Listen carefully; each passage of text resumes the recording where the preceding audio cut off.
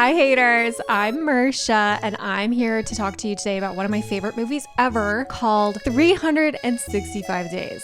If you've seen Twilight, then you probably know that 50 Shades of Grey is based off of an erotic fanfic of Twilight. Well, 365 Days is like 50 Shades' older cousin, younger cousin, stepsister, I don't know. They're related in some way because they're just atrocious films. Nothing about the 365 Days series makes sense, and I love it. So this is a Polish film starring Polish actress Anna-Marie Sieklucka as a woman named Laura and Michele Morrone as the love interest Massimo. You might recognize him if you saw the new Netflix movie starring Megan Fox, Subservience, and apparently 365 Days is also a book trilogy, so maybe I'll read that at some point. Basically, the premise of this movie is that Massimo is a Sicilian mafia boss who kidnaps Laura because he had a dream about her once and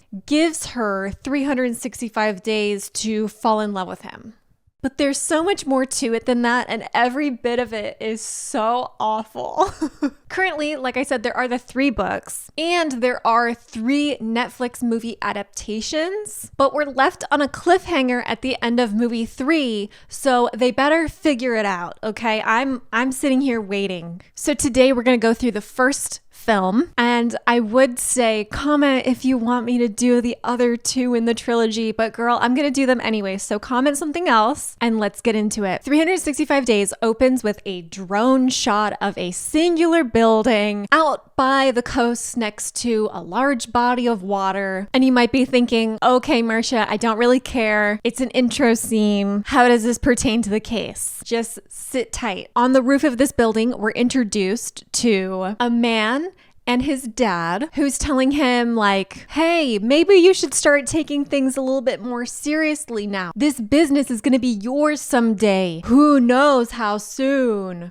And then the dad gets shot in the back and the bullet goes through his stomach and hits the son, and it's super traumatizing. And there's another drone shot of this building that's isolated, and I am instantly questioning, where the fuck did this bullet come from? And I think my favorite thing about this movie is the soundtrack, because it's like one big long episode of Love is Blind, and the music is edited in so badly, and I love it. I love it. It's delectable. And I think you should know. So then we jump forward 5 years. We're with the guy in San Francisco, and we're also with a girl in Warsaw, and they're both in different board meetings for their jobs, except they're just kind of saying business terms, and I don't think anything is happening at all in these scenes, except I'm getting really dizzy from all of the cuts because the camera's spinning. We're going back and forth between 2 different people speaking 2 different languages. I don't even know who's sitting at what boardroom table. It's so confusing. Like, can any finance bros translate what they're saying? My question is,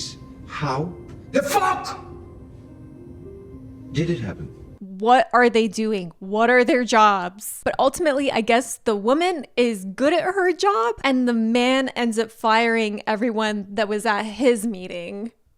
The woman goes home to the ugliest man I've ever seen in the world, who denies her sex so that he could keep working on his spreadsheet. And this boyfriend says something that's very important. He says she shouldn't stress herself out with this weak heart of hers. Keep that sitting in the back of your little noggin. Then we see the guy on a private jet with 2 other men and a stewardess. And when the older guy tells him that they lost their container of cocaine, the main guy goes to the back of the plane. And actually, there's not really a back of the plane. There's just a curtain. So he closes the curtain and then forces the stewardess to give him head.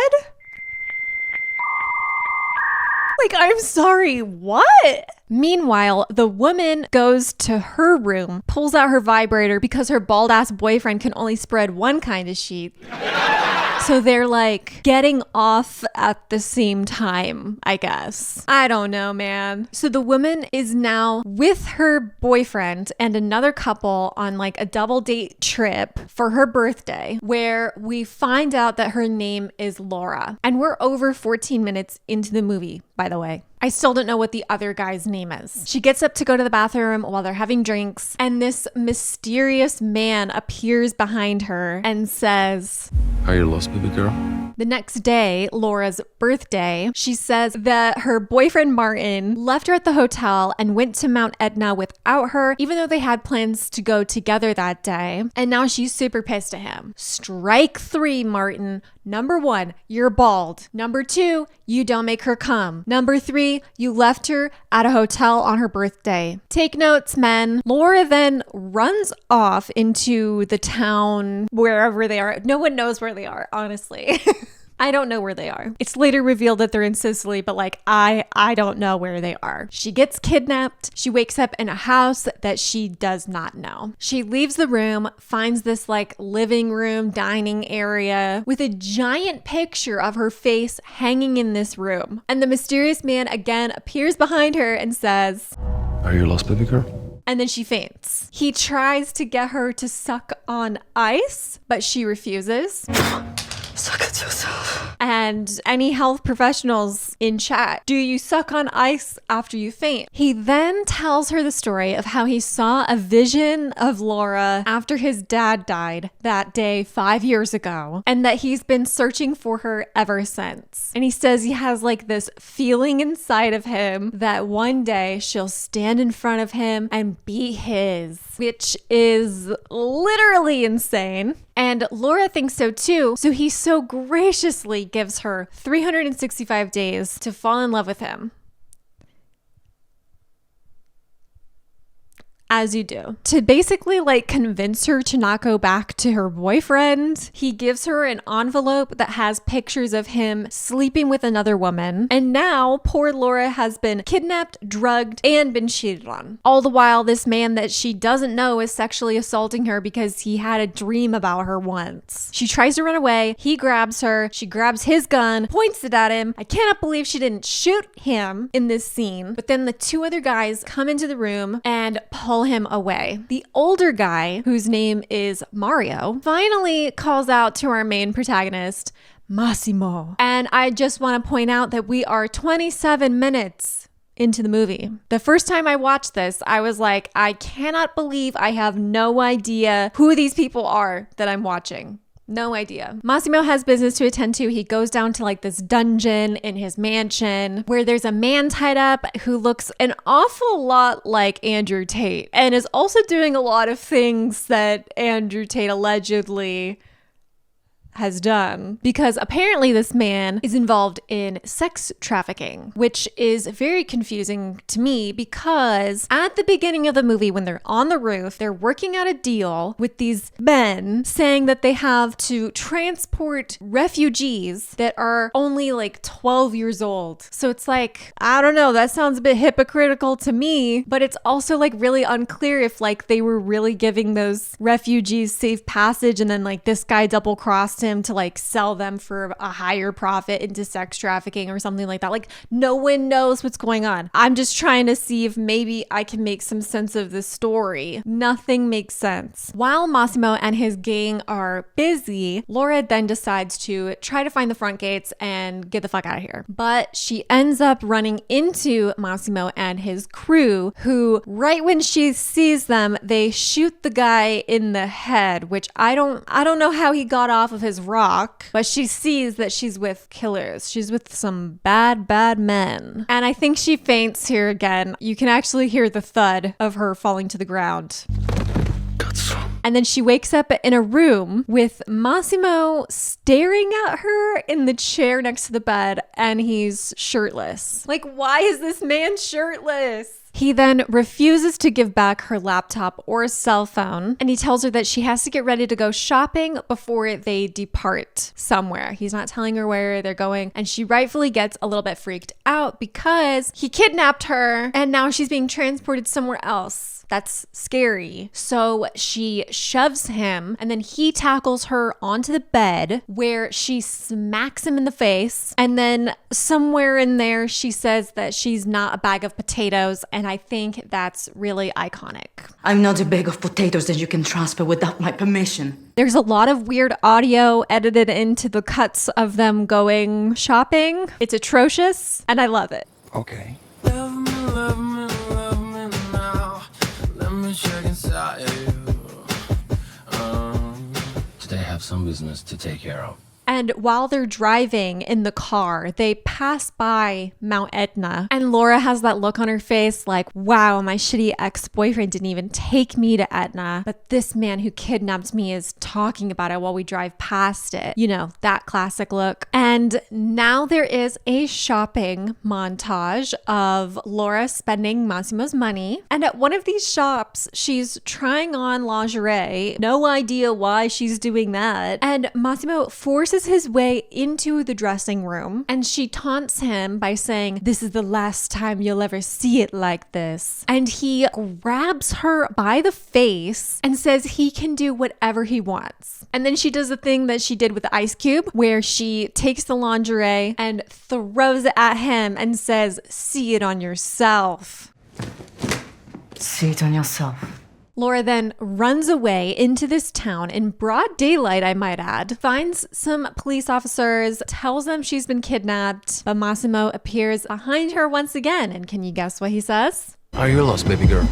That night, they have a Beauty and the Beast style banquet dinner thing where he decides to serve her pierogi because she's Polish, and she asks him what he does for work, but gets a very vague answer. And he requests that she help him learn how to be gentle. This movie is literally just Beauty and the Beast, but with humans. Also, he keeps getting text messages from a side chick, which just goes to show that even if you are the woman of a man's dreams and he goes across the world to kidnap you, he will still cheat on you. That night, she goes back to her room to find her cell phone and laptop laying on her bed, and she calls her mom to tell her what happened, except she lies to her mom and says that she just happened to have a job in Sicily at a hotel for the next year. It's like a year contract. And then we cut to Massimo being in her bed when she wakes up.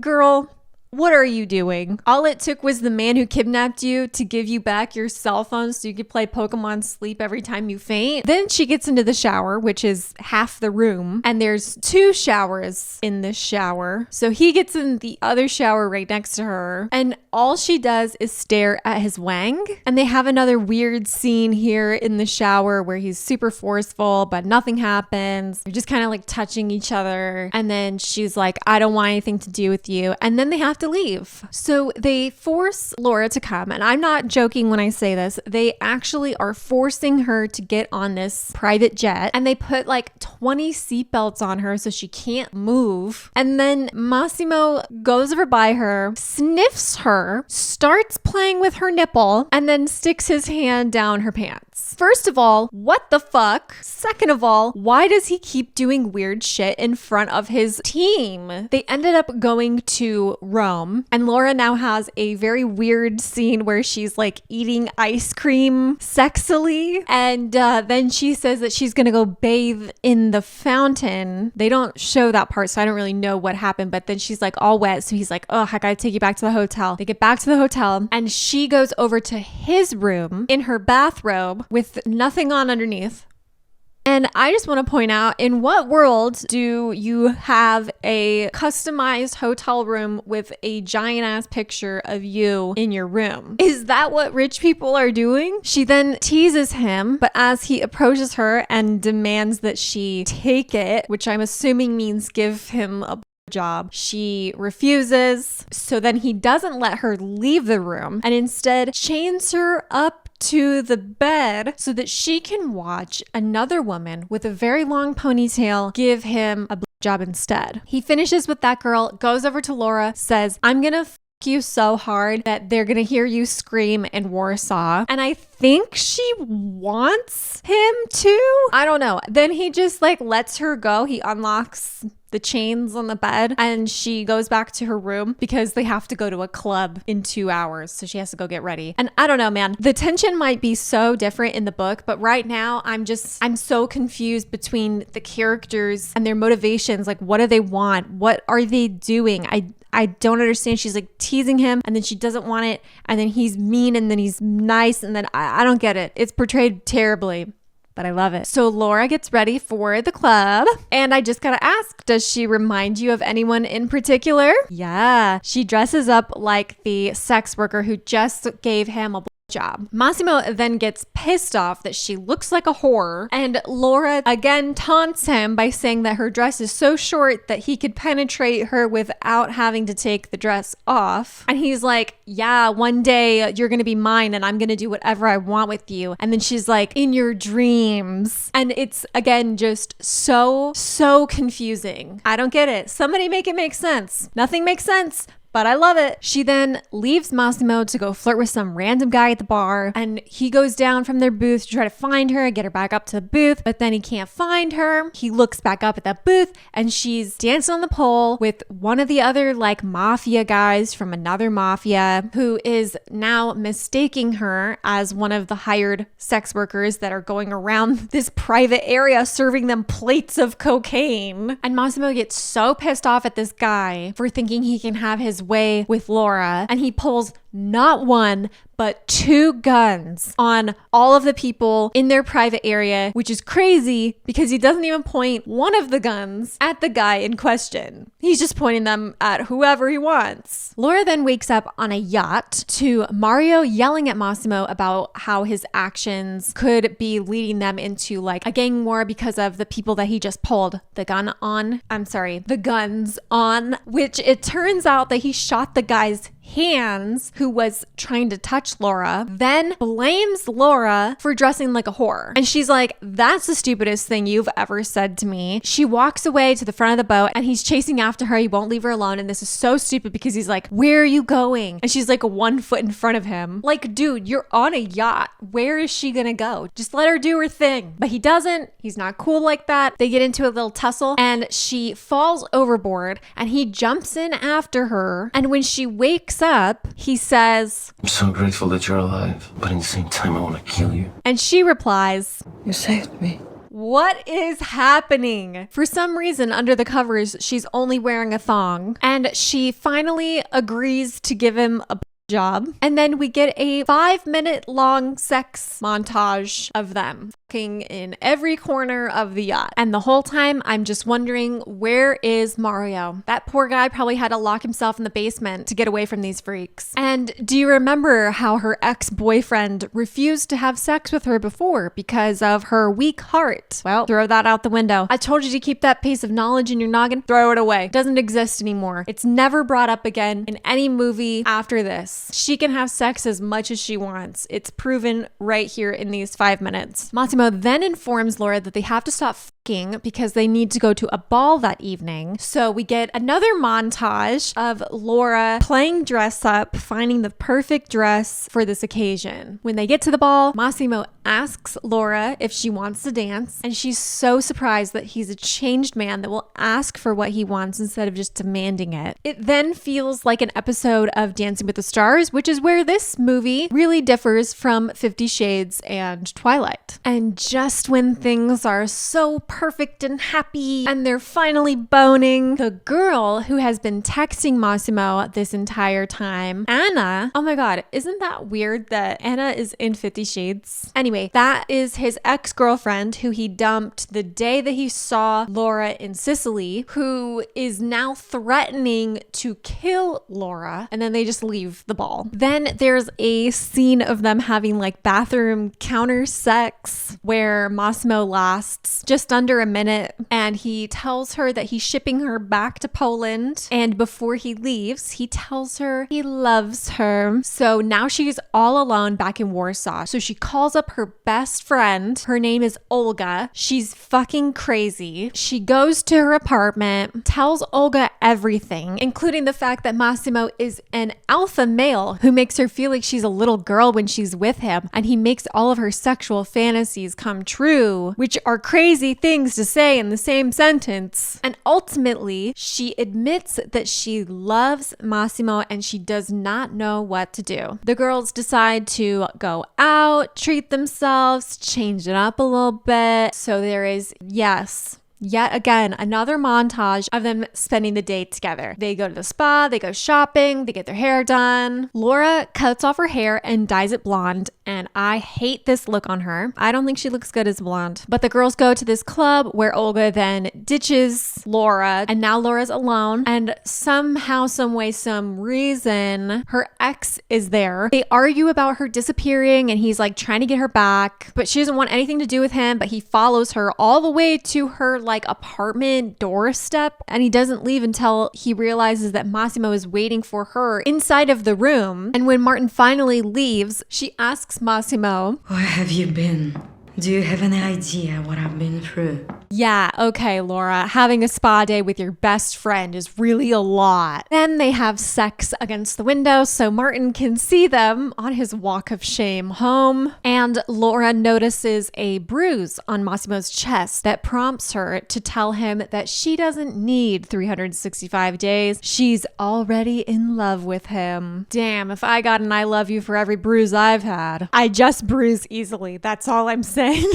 When they wake up in the morning, Massimo asks her to marry him, which is probably the least romantic way you could ever ask someone to marry you. And we get another shopping montage of them where now Massimo, I guess, wants her to cover her cleavage or something, because when you're in love and when you're engaged, no one else should see your boobies. And I guess they were shopping to be guests at a wedding of two people that have not been in the movie this entire time, but Laura's parents are there, so they're introduced to Massimo. And when this mysterious bride throws her bouquet, Laura is the one to catch it. Massimo lets Laura have one person invited to her wedding, and she chooses that person to be Olga because she already knows everything about what's going on, who he really is, all that stuff. So she comes over to Sicily with her. She tells Olga that she's actually pregnant, which I think now watching this movie for like the third time, it made sense that she's pregnant because I mean, they have sex every 5 seconds and they go wedding dress shopping. We finally find out that the other guy that has been with Massimo this whole time, his name is Domenico, and Olga is now being like super annoying to this guy. She's like dropping crumbs on him. She's like putting a veil on him. This whole scene made me think that she's super annoying and I didn't like her, but it gets better. She gets better. On their way back home, Mario gets a call at the mansion. You know what? I don't know where anyone is. I'm not even going to pretend that I know where anyone is. Mario is in a different car. Massimo is also somewhere else. I think he ends up being at the mansion. Nothing makes sense. But Mario gets a call in this car that they are going to kill Laura right now. And who knows who they are? No idea. It could be the ex-girlfriend. It could be the guy whose hands he shot at the club. Nobody knows. Say it with me now. Nothing makes sense. And so Mario is now trying to rush to get to Massimo to tell him that Laura is going to be killed. And I just don't know how that would benefit anyone in this situation. And the car that Laura, Olga, and Domenico in go through a tunnel and they don't come out the other side. So they're all assumed dead, I think. When I first saw this movie, I thought that this whole ending scene was a really, really good part of this movie. It's probably like the only part of the movie that feels normal. It has like kind of good acting and there's kind of stakes, you know, but we already know that there's 2 more movies after this, so like it's really unlikely that she's actually dead. So yeah, that's the whole movie and I love it. But happy Valentine's Day, everybody. I love you if you watched this far, and I love you if you have any bruises on you. Thank you guys so much for watching, and I'll see you in the next one.